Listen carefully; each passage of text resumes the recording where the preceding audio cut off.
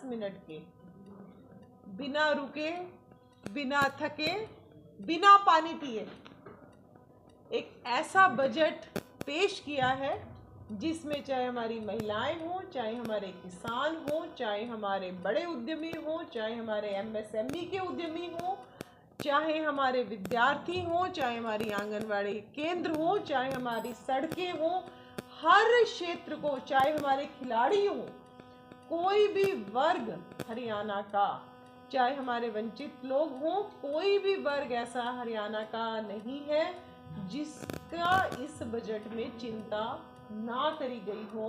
तो ऐसे बजट की कुछ मुख्य बातें, डिटेल्स आप सबको हम व्हाट्सएप पर भी भेज देंगे, लेकिन कुछ मुख्य बातें मैं आज आप सबके सामने रखना चाहती हूँ। एक ऐसा बजट जो समावेशी है, जिसमें किसान की, मजदूर की, युवा की, विद्यार्थी की, खिलाड़ी की, शोषित वंचित वर्ग के लोगों की, दिहाड़ी वाले मजदूरों की, एमएसएमई की और सभी तरह के उद्योगपतियों की, सभी की चिंता करते हुए एक ऐसा समावेशी बजट हरियाणा के मुख्यमंत्री, जो दूसरी बार से वित्त मंत्री हैं, उन्होंने कल हमारा पेश किया है। जो उन्होंने जिस संतों की वाणी के साथ इस बजट को उन्होंने शुरुआत करी, कीरत कर नाम जप वंड छक, तो संत जो हमें एक सही दिशा देते हैं, उनकी वाणी के साथ इन्होंने इस बजट को प्रस्तुत किया।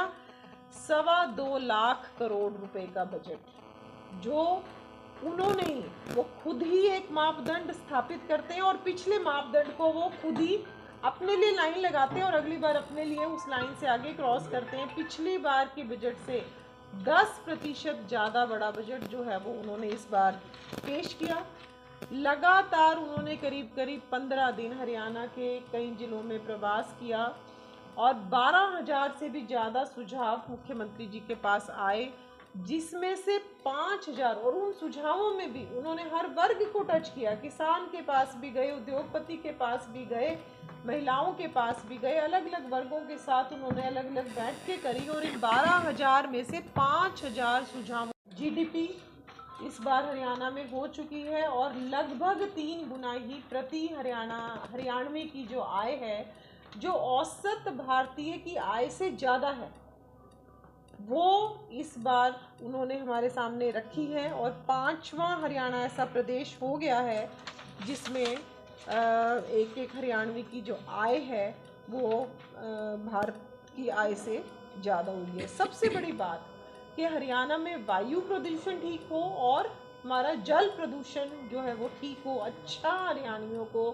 पानी पीने के लिए मिले, उसके लिए हमें विश्व बैंक से हरियाणा क्लीन एयर प्रोजेक्ट की स्वीकृति मिली है। और उसी तरीके से वाटर सिक्योर हरियाणा, क्योंकि बहुत सारे आंकड़ों में जाती हूँ तो 2,716 करोड़ रुपए की राशि हमारे को हरियाणा क्लीन एयर और 5,715 करोड़ की राशि वाटर सिक्योर हरियाणा इसके तहत मिली है। और ये भी मुख्यमंत्री के प्रयासों के हिसाब से ही मिली है। और जीडीपी का जो हमारा घाटा था वो भी हम लगातार कम हो रहे हैं, हमारा कर्जा भी कम हो रहा है। मैं सारी की सारी उस डिटेल में नहीं जाऊंगी। जो बड़ा महत्वपूर्ण निर्णय जो मुख्यमंत्री जी ने हरियाणा के लिए लिए हैं, सबसे पहली बात कि जो हमारे किसान भाई थे उनको जैसे ट्यूबवेल का कनेक्शन लेना होता था, तो कई बार बीच बीच में ये हमारे सामने आता था कि अभी हमने ट्यूबवेलों के नए कनेक्शन रोक दिए हैं, 6 महीने के लिए रोक लगा दी, 12 महीने के लिए रोक लगा दी, तो किसान कहीं ना कहीं उसकी वजह से पीछे हो जाता था। तो सबसे पहले एक अलग से बिजली वितरण कंपनी जो केवल किसानों की चिंता करेगी, जो किसानों की एप्लीकेशंस आएंगी उनके ऊपर प्रायोरिटी से काम करा जाएगा, क्योंकि हरियाणा एक कृषि आधारित प्रदेश है।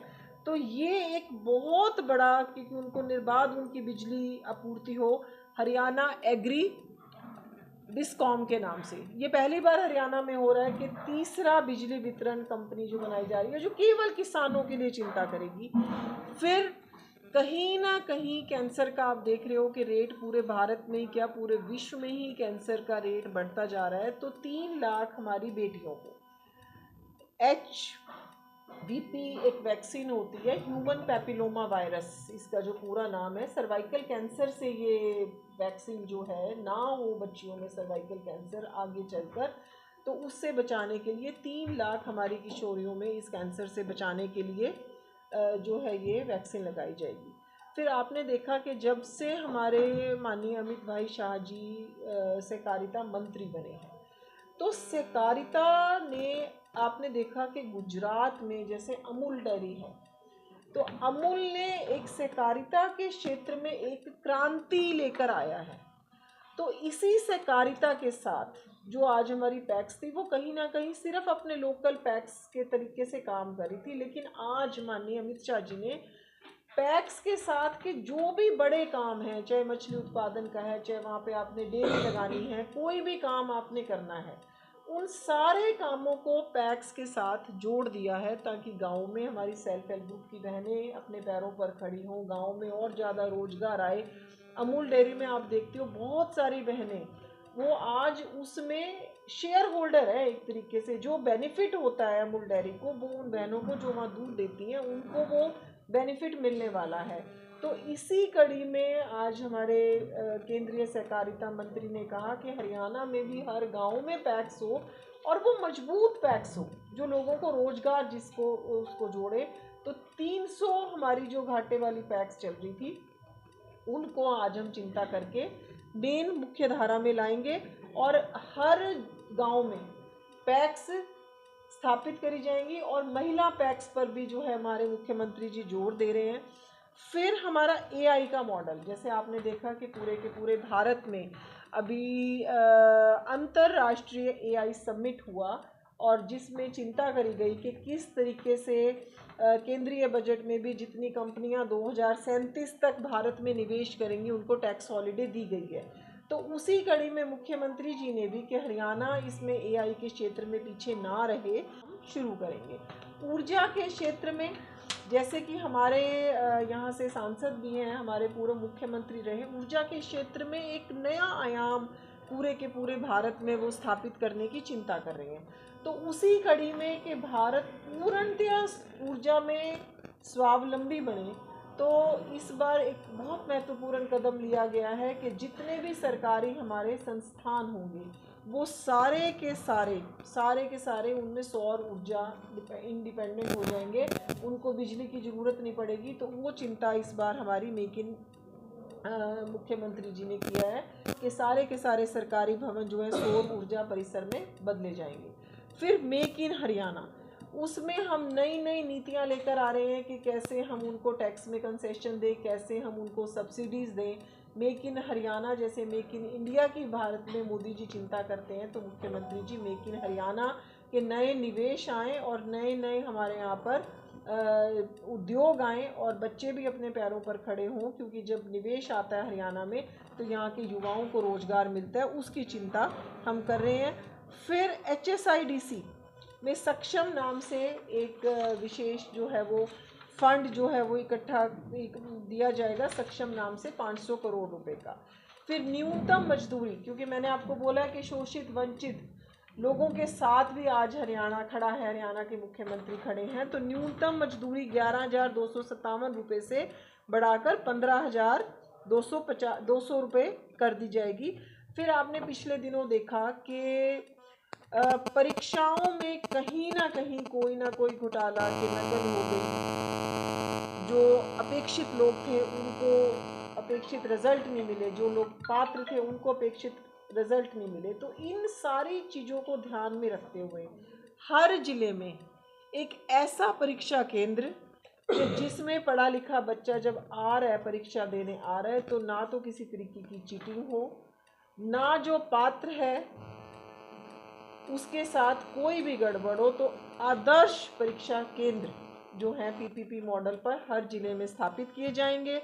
फिर यमुना नदी में किसी तरीके का प्रदूषण ना हो और हमारी नदी की पवित्रता रहे, और जो दिल्ली में पानी जाए वो भी साफ सुथरा जाए। तो यमुना नदी में प्रदूषण को ख़त्म करने के लिए एक नया मिशन शुरू किया है, और साथ ही साथ नेट जीरो उत्सर्जन, Haryana green climate resilience fund की स्थापना जो है 100 करोड़ रुपए से खड़ी करी जाएगी। और साथ ही साथ जो हमने एक 23वां जो अपना जिला बनाया है हांसी, उस जिले को एक अत्याधुनिक जिले के तौर पर। तो ये थी हमारी 12 मुख्य योजनाएं जिनके ऊपर अब हरियाणा में काम होगा। फिर उसके बाद किसान हित में जो योजनाएं हैं, आपने देखा है कि पिछले दिनों हम सभी ये देख रहे हैं कि कैंसर कहीं ना कहीं बढ़ता जा रहा है। हरियाणा में क्या, सारे विश्व में बढ़ रहा है। तो उस कैंसर के बढ़ने में बहुत बड़ा जो रोल है वो कहीं ना कहीं डीएपी का, यूरिया का और ज़रूरत से ज़्यादा उसके इस्तेमाल का है। तो इन सब चीज़ों को कम करने के लिए किसानों को प्राकृतिक खेती के लिए वो जाए, जैविक खेती के लिए वो अग्रसर हों। इसके लिए हरियाणा में एक नया रोड मैप हमारे मुख्यमंत्री जी, जो हर चीज़ के लिए संवेदनशील हैं, उन्होंने लिया है। और उसके तहत जो किसान 5 साल के लिए, 10 साल के लिए जो जैविक खेती, प्राकृतिक खेती के लिए ज़मीन लेंगे पट्टे पे, उनको 10,000 रुपये प्रति एकड़ का अनुदान जो है वो सरकार की तरफ से मिलेगा। फिर काफ़ी सारी ज़मीन हमारी ऐसी है जिसमें पानी इकट्ठा हो जाता है, तो उस ज़मीन को भी 1,40,000 एकड़ ज़मीन जो लवणीय है या नमकीन भूमि है, उसको खेती योग्य बनाने की चिंता करेंगे। मेरा पानी मेरा विरासत के तहत 2,000 रुपये प्रति एकड़ जो है उसके लिए बोनस दिया जाएगा। फिर जो भी किसान मेरा फसल मेरा पोर्टल ब्योरा पे जुड़े हुए हैं और अगर वो ये कहते हैं कि हम जैविक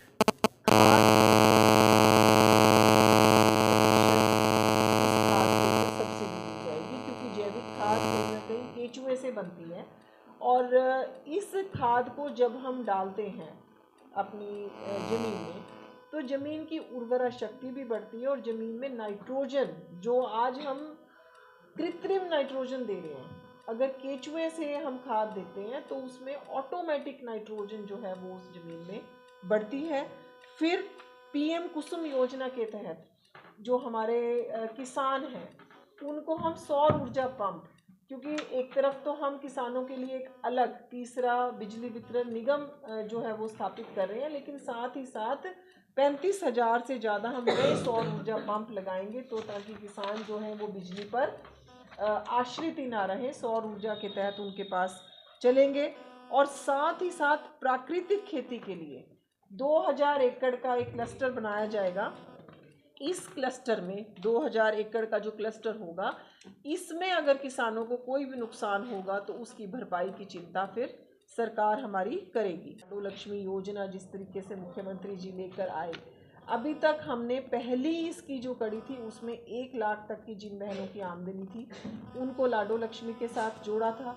अब अगले इसकी कड़ी में अब 1,80,000 रुपये तक की जिन बहनों की आय हैं, अगले स्टेप में उन बहनों को अब लाडो लक्ष्मी योजना के तहत 2,100 रुपये प्रति माह मिलने शुरू हो जाएंगे। 3 लाख बहनों को लखपति दीदी बनाने का निर्णय सरकार ने किया है पूरे भारत में। जैसे आपको पता है कि मोदी जी ने 5 करोड़ बहनों को लखपति दीदी बनाने का संकल्प लिया है, तो उसी कड़ी में ये लखपति दीदी, ड्रोन दीदी, ये सारी काम हरियाणा सरकार भी करेगी।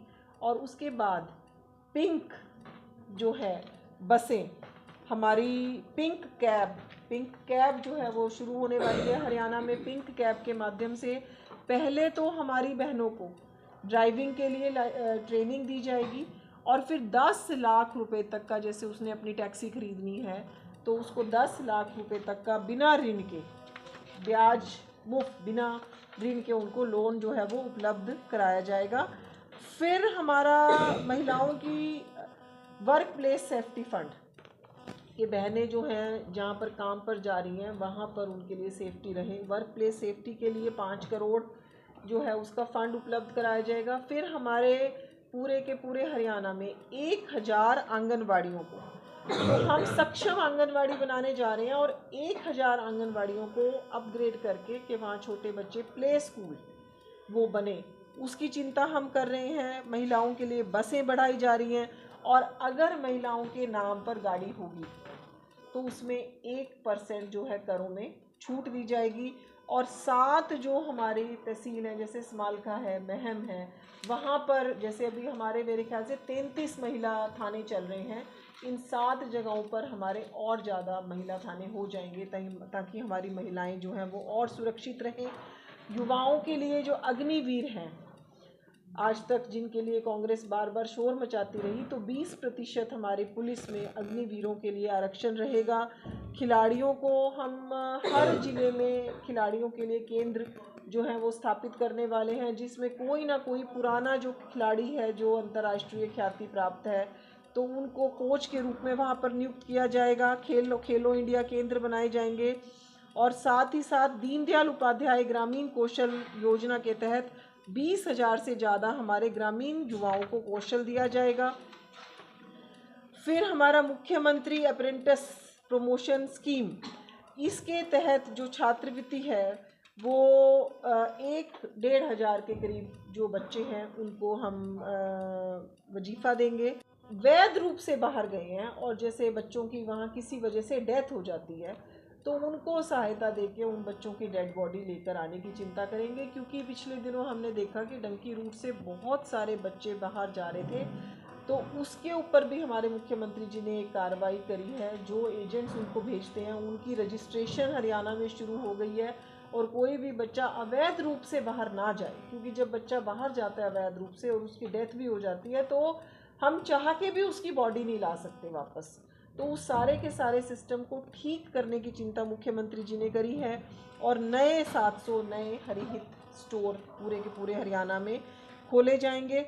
उसी तरीके से प्रधानमंत्री आवास योजना, शहरी आवास योजना ग्रामीण के करीब 20-20 हज़ार ग्रामीण अंचल में और 20,000 शहरी अंचल में जो है आवास दिए जाएंगे। फिर मुख्यमंत्री शहरी आवास योजना और मुख्यमंत्री ग्रामीण आवास योजना के तहत जो है 30 वर्ग गज के ग्रामीण अंचल में और शहरी अंचल में, और ग्रामीण आवास योजना के तहत 5,000 प्लाट ज़रूरतमंद लोगों को दिए जाएंगे। और HSIDC प्लॉट्स में OBC जो हैं उनको 10% की छूट दी जाएगी। और सबसे इम्पॉर्टेंट चीज़, प्रधानमंत्री सूर्य घर मुफ्त बिजली योजना, जो हमारे 1,80,000 से कम आय के परिवार है, सबको बोला गया है कि आप अपने घर पर सोलर लगवाओ। उसमें समस्या ये आ रही थी कि वो जो 1,80,000 रुपये से कम आमदनी वाले लोग थे, तो वो कहते थे कि भाई हमारे पास पैसे नहीं है, तो हम पहले पैसे कैसे दें, सब्सिडी हमें बाद में मिलेगी। उसके लिए भी 100 करोड़ रुपए का रिवॉल्विंग फंड मुख्यमंत्री जी ने पहले ही शुरू कर दिया था कि वो अपने घर पे एक बार लगवा ले सोलर, और वो पैसे जब उनको सब्सिडी के मिलेंगे तो वो वापस उसमें रिवॉल्विंग फंड में आ जाएंगे, ताकि हर घर में ये जो है सोलर के तहत सोलर रूफटॉप जो है प्लांट्स लग जाएं। फिर उसके बाद हमारे हेल्थ के क्षेत्र में 100 नए स्वास्थ्य उपकेंद्र और आयुष्मान आरोग्य मंदिर, 18 नए डायलिसिस केंद्र, ताकि जो लोग डायलिसिस जिनकी रिक्वायरमेंट है उनको बिल्कुल फ्री डायलिसिस जो है सरकार की तरफ से मिलने वाली है। हमारा जो मानेसर में 100 बेड वाला ESI हॉस्पिटल है उसको 200 बेड में, 70 नई एडवांस लाइफ सपोर्ट एम्बुलेंस, और 100 जिला अस्पताल फरीदाबाद को 200 से 40, सोनीपत और रेवाड़ी को 200 से 30 बिस्तरीय अस्पताल में अपग्रेड किया जाएगा। और 10 हॉस्पिटल्स में आज हमारे मुख्यमंत्री जी पहले ही CT स्कैन, MRI, अल्ट्रासाउंड की फैसिलिटीज़ 10 शहरों में, 10 डिस्ट्रिक्ट में वो पहले ही मुख्यमंत्री जी की तरफ से शुरू हो चुकी है। शिक्षा के क्षेत्र में 250 विद्यालयों को CM एक्सेलेंस और अर्ली इंग्लिश विद्यालयों के रूप में बदला जाएगा। PM श्री स्कूल शुरू हो चुके हैं। और इसी कड़ी में अगर किसी विद्यार्थी की दुर्घटना में मौत हो जाती है तो सरकार की तरफ से उनको 5 लाख रुपए, और अगर किसी की डिसेबिलिटी हो जाती है, दिव्यांग होने की स्थिति में, 3 लाख रुपए का अनुदान सरकार की तरफ से दिया जाएगा।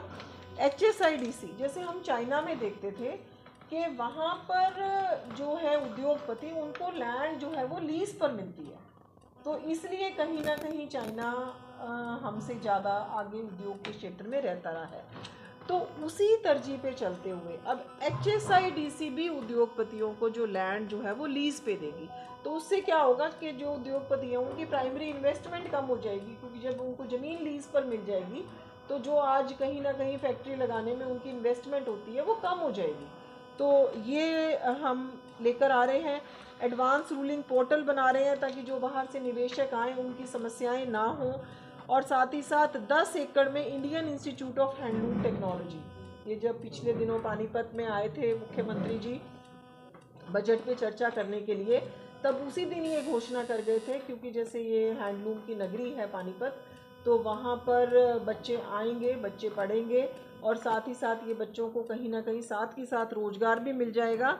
और गुरुग्राम, और फिर आज आप सब देख रहे हो कि वेडिंग इवेंट्स, हम सब देखते हैं कि एक ट्रेंड चल गया था कि भारत के लोग कहीं ना कहीं बैंकॉक में, वियतनाम में, दुबई जाके शादियां कर रहे थे, और भारत का पैसा बाहर जा रहा था सारा का सारा। प्रधानमंत्री जी ने पूरे के पूरे भारत में लोगों से अपील करी कि भाई आप शादियां भारत में करो और भारत का पैसा विदेश में ना जाए। तो उस ट्रेंड में काफ़ी कमी आई, लोगों ने राजस्थान और अपने करनाल में भी जैसे नूर महल है, तो ऐसे ऐसी जगहों पे लोगों ने शादियां करनी शुरू करी। लेकिन इसी कड़ी में आप हमारे मुख्यमंत्री जी का विजन देखिए कि 3 वेडिंग सिटी, ये भी एक भारत में पहली तरह की एक अनोखी पहल है। 3 वेडिंग सिटी के लोग आए, उनको सब सारी की सारी सहूलियत वहाँ पर उपलब्ध होगी। तो आप ये देखोगे कि जो हमारे NRI जो भारत से बाहर रह रहे हैं और जो अपने बच्चों की शादियाँ भारत आके करने का उनका ट्रेंड बढ़ेगा, और उनको उन वेडिंग सिटी में हर तरीके की सुविधा मिलेगी। मतलब this will be A one stop destination for weddings also. तो हमारे गुरुग्राम में, खरखोदा में और पिंजौर में हमने वेडिंग सिटी बनाने का, मतलब इस चीज़ के लिए तो मैं मुख्यमंत्री जी की क्योंकि एक मदर होने के नाते मैं समझ सकती हूँ कि शादियों में कितनी दिक्कत आती है लोगों को, तो ये भी एक वन स्टॉप मैनेजमेंट मिलेगा वेडिंग करने वाले लोगों के लिए। इंफ्रास्ट्रक्चर, 5000 किलोमीटर लंबी सड़कों का सुधार होगा। विद्यार्थियों के लिए 1000 नई बसें खरीदी जाएंगी, नए बस अड्डे बनेंगे, और साथ ही साथ सभी गांवों को 2 अक्टूबर तक ODF open defecation free plus model गांव में परिवर्तित किया जाएगा। और साथ ही साथ सोनीपत, गोहाना और बहादुरगढ़ में, क्योंकि साइबर क्राइम कहीं ना कहीं जैसे मोबाइल का उपयोग बढ़ रहा है, तो उसके लिए भी 3 थाने खोले जाएंगे। ATS का गठन किया जाएगा, और एक थाना गुरुग्राम में और दूसरा पंचकुला में एंटी टेररिस्ट स्क्वाड, ताकि कोई भी आतंकवादी गतिविधि ना हो हरियाणा में, खरीदे जाएंगे।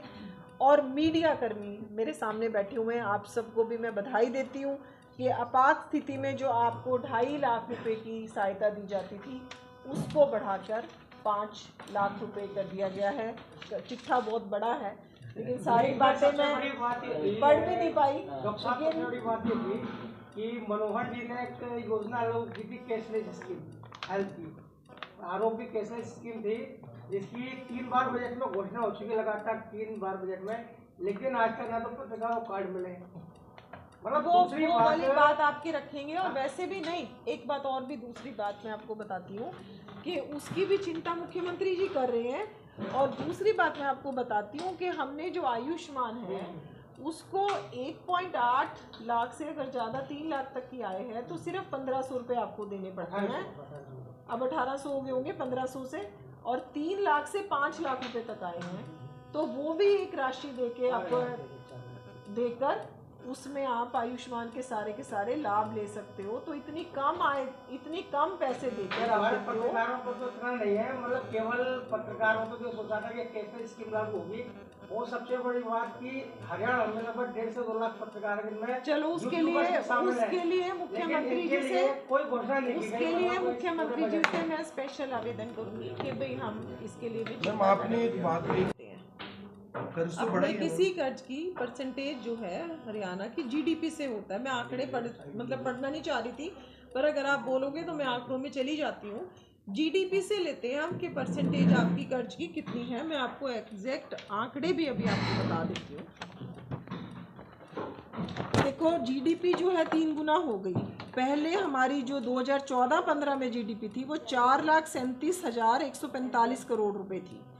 आज जो 2025-26 में अनुमानित जीडीपी है वो 13,67,769 करोड़ रुपए हो गई है। और इसके हिसाब से मैं आपको बता देती हूँ, एक मिनट रुको ना, एक मिनट वही बता रही हूँ। 2014-15 में राजस्व घाटा जीडीपी का 1.9% था और अब ये 1.33% हो गया। 2026-27 में इसको हम कोशिश करेंगे कि 0.87% हो जाए।